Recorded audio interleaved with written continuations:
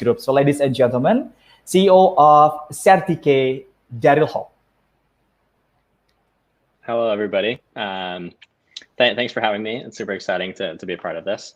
Thanks for just staying this late into the conference. I know it's been such a great content that I know this is running a little bit longer than people had hoped. So this is where I'll try to condense things, but I want to actually leave a portion of this session to actually be Q&A to be a little bit more live and collaborative with the community. So I want to give a presentation about just CertiK as a whole. So I know there's a lot of interest just in this space about just security, because it's so important to make sure that your project or the tokens that you invest in do have very strong security. So I want to go through this and actually leave time for Q&A at the end of the session. So if there's any sort of questions, feel free to post them on there. I'll try to cover this from the start, and then make sure that, knowing that the sessions have gone long, I'll make sure that I can condense it into something that makes sense. Okay, great. So to get started, I will share over here.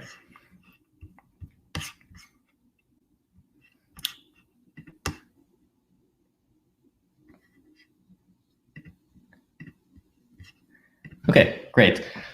Well, thanks so much for taking the time to learn a little bit more. So I want to talk about CertiK or CertiK. Our area in this space is to really work on providing the next generation high self-security for mission critical platforms and applications. So this would be taking some of the biggest technology that's found in academia. So it really stems from our co-founders who are professors. One is a professor of computer science, the department chair at Yale University. Another one is professor at Columbia University in New York City.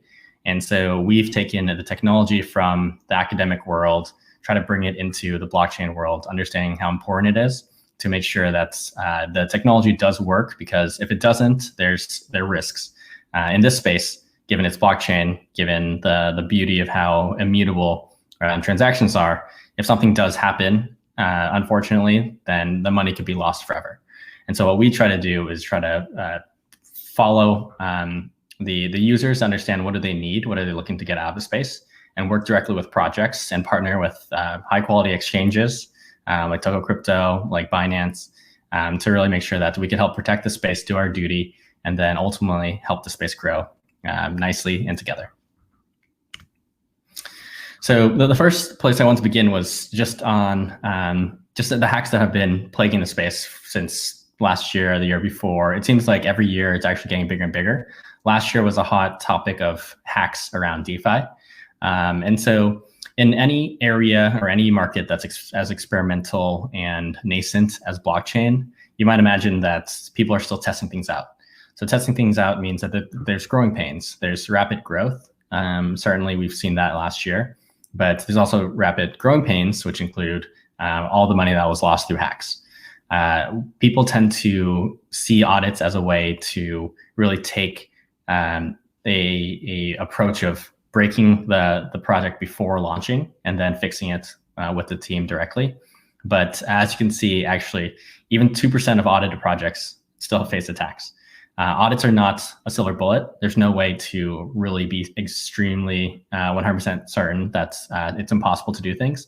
And part of this is because the space itself is changing. So projects are learning how to code things properly, how to approach a new market and learn from the people who've launched before them.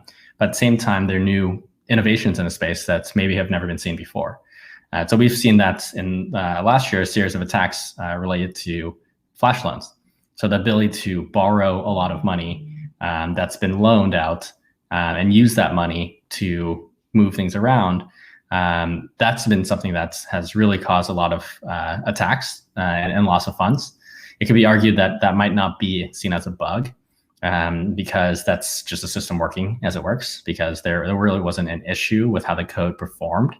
But ultimately, the way we see it is if the system involves a person taking money from another person or a group of people, then we qualify that into an attack, something that's malicious, that isn't necessarily growing the space together, but actually taking money from each other in a way that's less just and not necessarily what should be done. And here you can see just an image with a lot of different projects that existed and the hacks associated. You can see they range from a couple $1,000s to several $1 million. Ultimately, we believe that this is just way too much, and we want to try to help protect both the users, the projects, but the space as a whole. And so with that, speaking of CertiK, part of our mission is to really provide end-to-end security across the entire blockchain lifecycle. So CertiK.org, if you go there, you could learn more about every different area of this. Within this presentation, I want to focus directly on Skynet, Certix Shield, and the security leaderboard.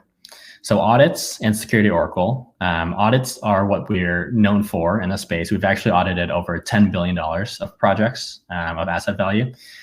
So we partner with top exchanges, which include Binance, Tokocrypto, and others, and we work directly with the projects to make sure that they are secure prior to listing. Some of the projects that we've audited would include a lot of Binance Smart Chain projects, so PancakeSwap, like other Binance Labs projects like Matic, like Harmony, and they go into some just big DeFi projects like Aave, Ampleforth. So it's very and an audit is where we enter the space to really get familiar with what's going on in the code. But an audit is really intended to protect things before the launch. And so what we also want to focus on was just how do we continue this value prop of security throughout the rest of the life. And so that's where Skynet comes in, where Certix Shield comes in and security leaderboard come in. And then the security oracle, that's actually tied to the Certix chain, which is an entire blockchain itself that's proof of stake built on the Cosmos SDK. It's used to relay and connect multiple different blockchains together and offer the same suite of tools and security and scanning and services across the broader ecosystem. So the purpose is not to be actually the chain of choice, but actually to work with every chain. Because ultimately, we don't believe security should be a choice. Security should just be a good for all.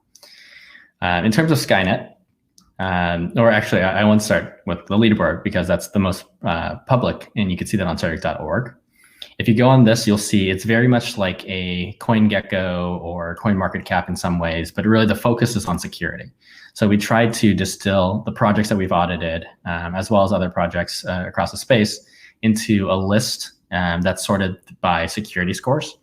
The security scores actually synthesize a lot of different tests that we've done, which include actually things as dynamic as the social media, the sense of how the community is thinking about this project, and put that all into one number to give a sense to somebody who might be new to the space or might not have the time to actually dive into audit reports, but still give them a number to try to figure out what does this mean for me and how rigorous were the tests and how secure is the project overall. So you can see on the left side is the security leaderboard. It runs through scans automatically. So it runs through every project and rescans them every couple of minutes. And then you can see on the different areas that it shows there's the actual audit report from a complete audit is present. So if you do want to read it, you can read through that, as well as the scores associated. So the scores help determine just how did these measure up. Within each score, it actually breaks down into the different tests that were run. So you could dive specifically into that. And then you can also see things like the Certix Shield, which Certix Shield as an introduction, I'll talk about it in a little bit, but it's an alternative to insurance. So when projects come in and they get audited, we want to make sure that we'll do our best to spot all the bugs, to make sure that the economics make sense.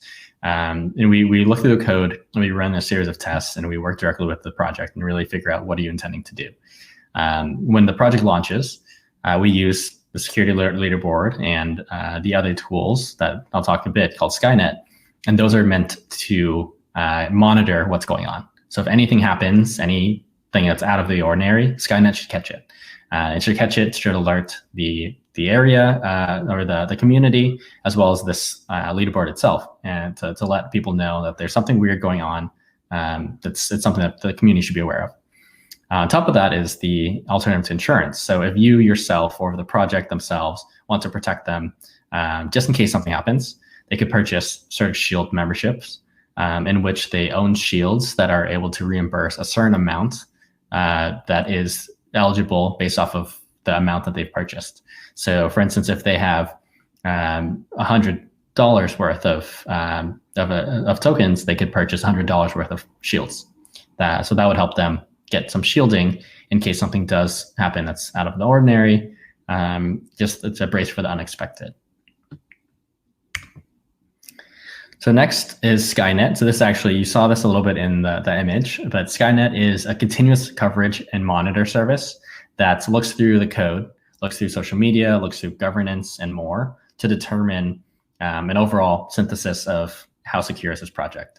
You can see on the left side, there's a lot of dynamics, and it includes things like governance because in the case of rug pulls, a lot of them happen because the code embeds the ability for an admin to really walk away with a series of funds that's locked to the project. So in terms of that governance, we want to spot that and identify that for a community if this is one of those projects. If this is a smart contract that has the ability for someone to kind of take money and go, so maybe they could migrate money from one contract to another, we want to spot that and allow the community to really know and determine that maybe they do want to take the risk and they understand that this is something that's intended, or they should understand that this is something that seems a little bit fishy and out of the ordinary, and it's something to definitely be aware of. On the right side, you can see the security oracle. So security oracle is an oracle score that relays what's happening on the security side of the project and relays it to other chains. So it's present, the oracle score is present and dynamically updating on the Certix chain itself.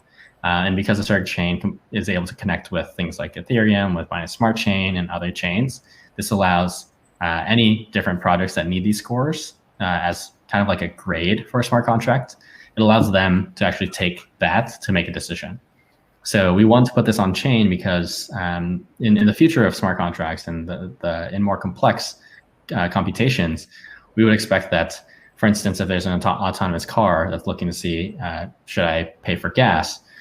Something like that, they want to check to see before paying to make sure that they would actually get the funds through and then receive the gas. That's not something that a computer would be able to check against another computer because they're both computers, they're both programs. But if there's a way to do a proxy to determine, is this indeed as secure as it's supposed to be?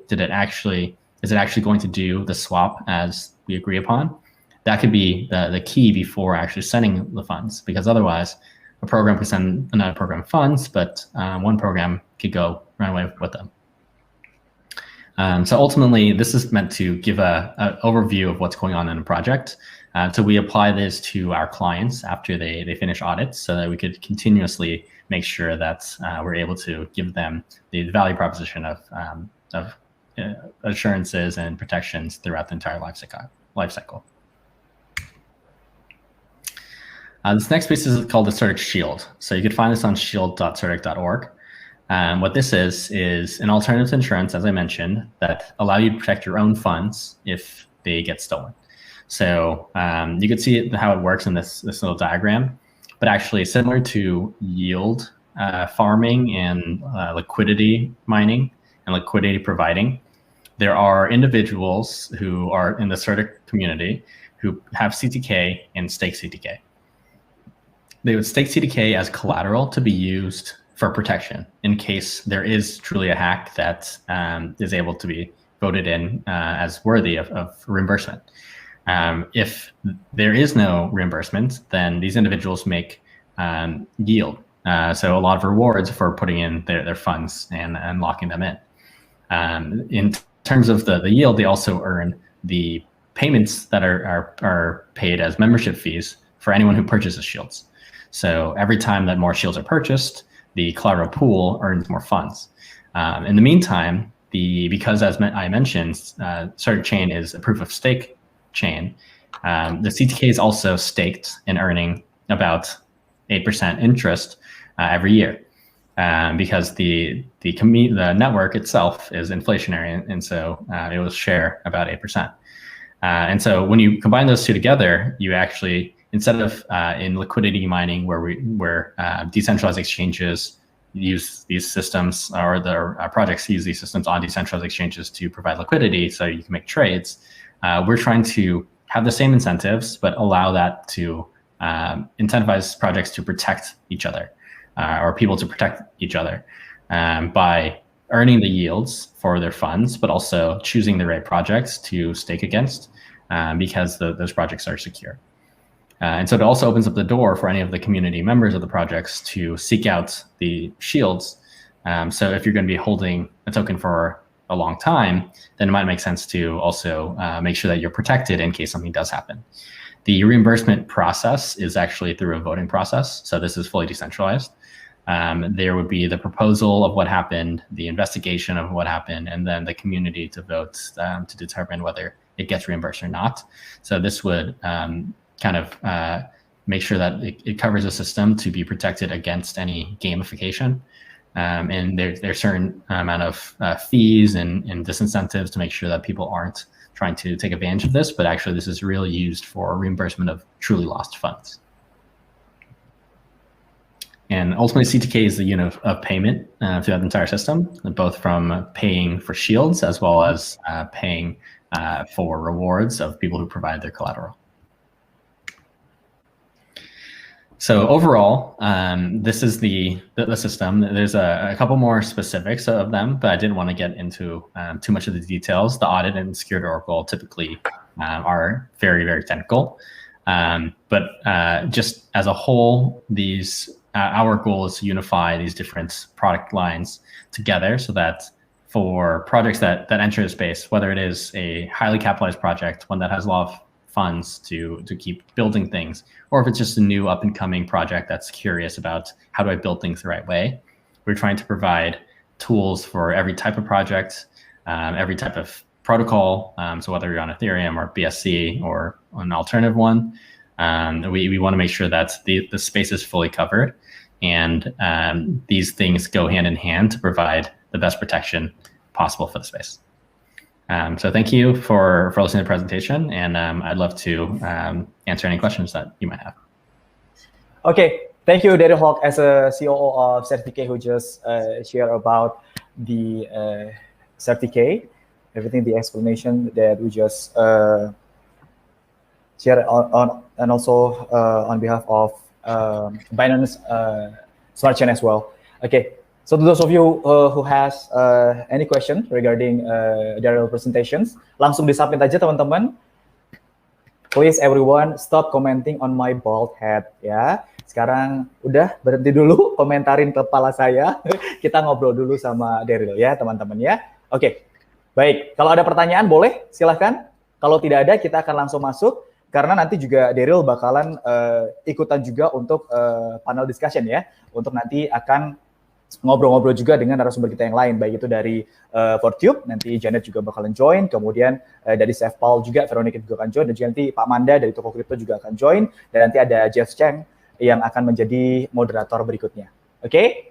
Baik, berarti kita langsung panel ya. Oke, thank you Daryl. So maybe I will save your question for the panel discussion. Great, so great.